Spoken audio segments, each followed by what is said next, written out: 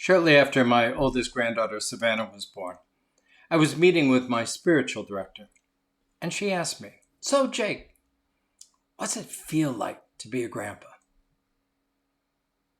I said, "It's weird. I feel complete.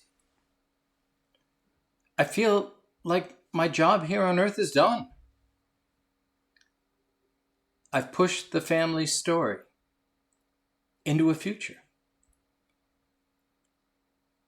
that I can't even begin to see, and know that I will not be there to see it finished." It's a leap of faith, a leap into the future. I remember as a teenager, my grandfather sat me down one night toward the end of his life, and he said, "You know, when I came into this world, we were riding in horse and buggies, and I've seen men on the moon. I can only begin to imagine the future that you will inherit. Enjoy it and live it." What kind of a future? Wow. Just in our lifetime, we've moved from cartoon Jetsons to reality. And yet, I don't hear a sense of excitement. Instead, I hear dread. From the most conservative to the most liberal of my friends these days, I hear great fear and terror when they talk about the future. And especially in terms of what their children and their grandchildren will have to deal with. A far cry from my grandfather's chat.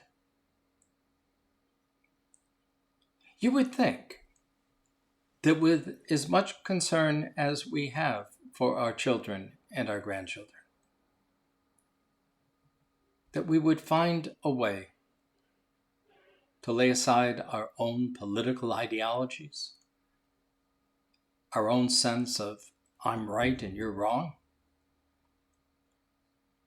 to begin to work on a future that they can live into. Because it will indeed be a future that we no longer control. Can we work to lay the groundwork that they may have a safe, healthy, secure future? Together, can we do that?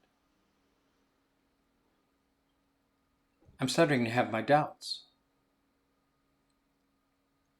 Because even as much as we love them, we seem unable to let go.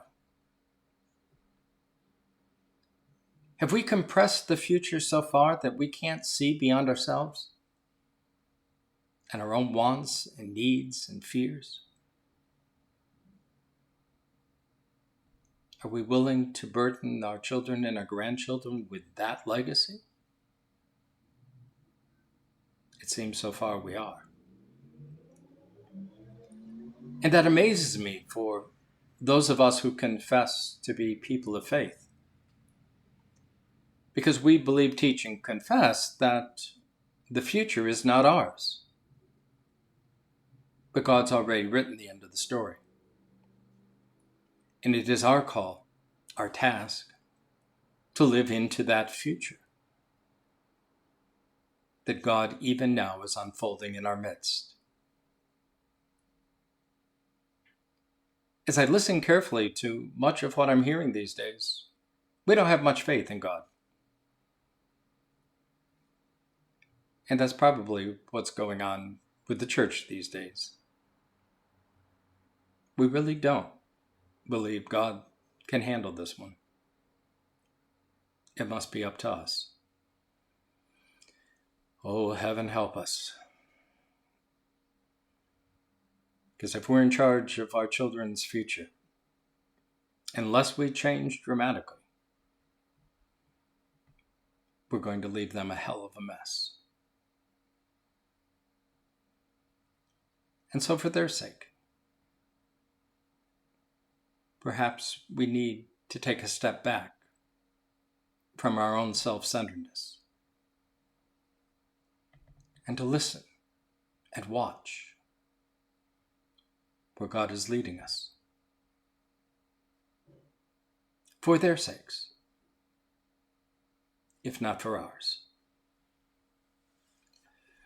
O God, our help in ages past, our hope for years to come, our shelter from the stormy blast, and our eternal home. Under the shadow of your throne, your saints have dwelt secure. Sufficient is thine arm alone, and our defense is sure.